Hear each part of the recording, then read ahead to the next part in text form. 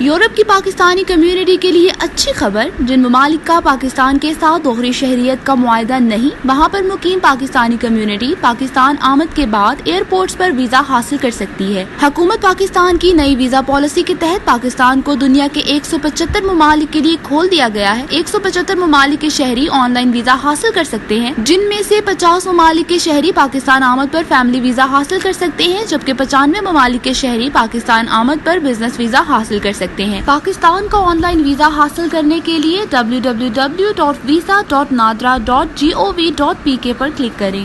بسم اللہ الرحمن الرحیم۔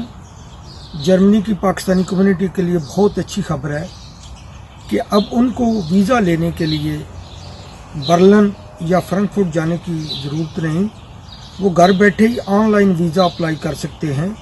تو جب وہ ویزا اپلائی کریں گے تو ایک ای میل ان کو آئے گی، اس کا پرنٹ انہوں نے نکال لینا ہے، تو وہ پرنٹ لے کر اسلام آباد چلے جانا ہے، تو ان کو آن ارائیول ویزا مل جائے گا۔ اسلام آباد چلے جائیں یا سیالکوٹ، جو بھی ایئرپورٹ، جس ایئرپورٹ پر بھی انہوں نے جانا ہے وہاں چلے جائیں، وہ پرنٹ لے کر ان کو آن ارائیول ویزا مل جائے گا۔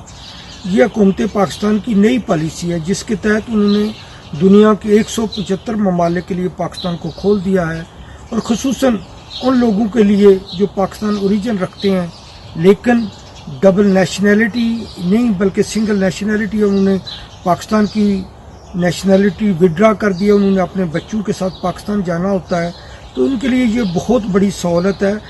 ان کو چاہیے کہ اس سہولت سے استفادہ کریں۔